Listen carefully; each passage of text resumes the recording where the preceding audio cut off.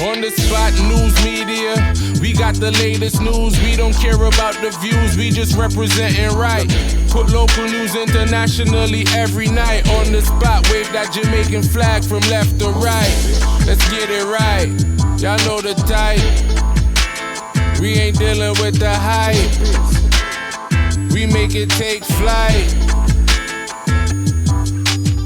Yeah man, my viewers and subscribers, what go on? A blessed and wonderful Thursday morning to each and every person out there tuning in to On The Spot News Media. Now my peeps, you don't know how we do it over on this side each and every morning. We have to give thanks and praise to the Most High Creator for the preservation of life, because life is indeed the greatest. So in the morning, my peeps, I have a story to share with you, the regular members of Chan Public and also members of the diaspora. So please like the video, share the video, watch the entire vlog so you can get a full understanding and a better appreciation of everything we are going in Jamaica. So on Monday night, over there in the St. Catherine South Police Division, 4 men end up get caught up. 1 was fatally taken out by the bullets of the criminal elements who came and launched that brutal attack on them. The police stated they have no motive for that knockings and clappings. So the man will end up lose 3 pints in a that knockings and clappings is known as Kashmo Foreman, presently on your screen, but popularly known as Javel6 or KashDon on TikTok and of course in the criminal underworld. Yes man, you heard me correctly, in the criminal underworld.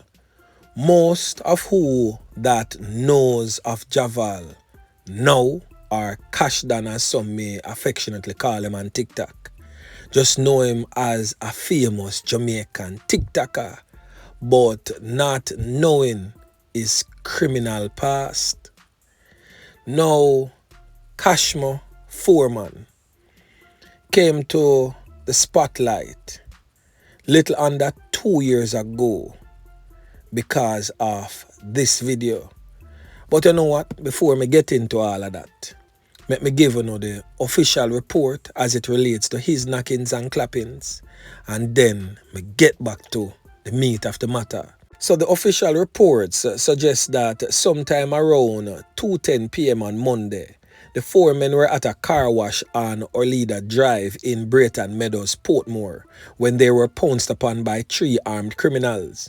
The police report stated that the 3 men pulled handguns and opened fire at the 4 men, hitting one to the right side of his chest, the other to the left side of his head, and another in his back. The unidentified male was conned up all over his upper body and head. Now, the unidentified male is yours truly, Kashmo Foreman, but more popularly known as Javel6 or KashDon. So most definitely, to how the scene set up and how the scene look grimy a certain type of way, seems as if the unidentified man, Javel or KashDon, was the intended target. Now all 4 was taken to the hospital, where the unidentified man was pronounced you know what. So the police stated that them not have the motive for the knockings and clappings there. So as I stated before, Javel came to prominence because of this video clipping. Look and see where I go on. So as you can see on your screen is your popular TikToker, Javel or KashDon as you all know him. That video was done a little under 2 years ago. So that is how he rose to prominence in the eyes of On The Spot News Media. So I covered a vlog about the ills of this controversial figure.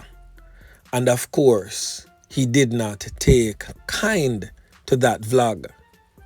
Now that vlog outlined and entailed why he had left St. Catherine and run to Salem in Montego Bay to seek refuge, because his enemies were at him, his friends were at him, and the long arm of the law in the St. Catherine South and North Police Division was after him. Now, how this man become a prominent figure on TikTok, only God knows. This just goes to show how sloppy our criminal justice system is. Because this man back then went on a robbery with some friends.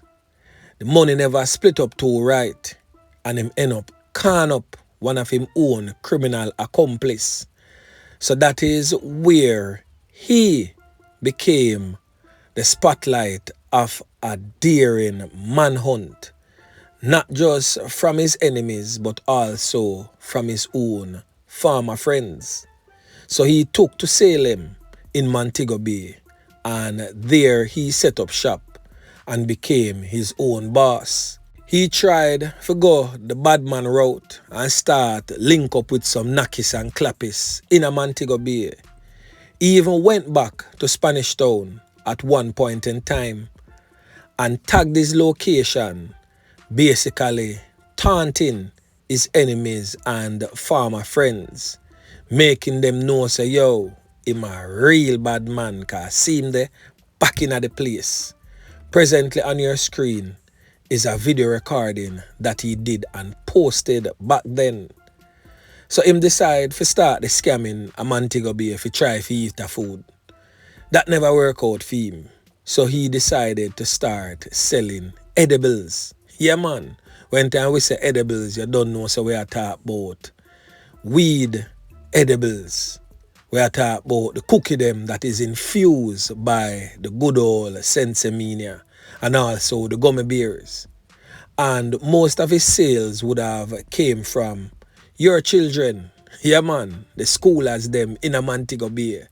So those persons was his target audience to market is edible and cookies. So the video clipping on your screen presently is that of his own business, not no little clippings when we get from nowhere and come cut and paste and show no. This is his actual business for those who know and can confirm same. So after the video was done on him and it was posted, I'm pretty sure he saw the video in short order. So he went to the Freeport police station and stated his claim that a vlogger stated that he was wanted by the police and he came to clear his name. But what he did not do is to show the policeman the video of him with ammunition in his mouth, because I'm pretty sure that that would trigger the police to ask further questions as to how he came about having those rounds to have them in his mouth. But he just stated that a vlogger say him wanted and here is him ID and him want them run the system for check if him wanted. So he knows fully well that his name would not have come up. So he did that, went on his live and tried to discredit on the Spot News Media. So of course, no problem, life goes on. So he ended up in another brawl in the Salem community, and he had to leave Salem and retreat to Catherine Hall. And whilst he was living in Catherine Hall also, he made other enemies, because it seems as if wherever he goes, he makes enemies with criminal elements from those areas. So basically, my peeps, as Teddy Brookshot would have said in a shatters, anybody could have touched him. It could have been criminal elements from his criminal past in Montego Bay, or criminal elements from his criminal past whilst in Spanish Town and also Portmore. Or it could have been his own farmer friends, now enemies, that he went on that robbery with.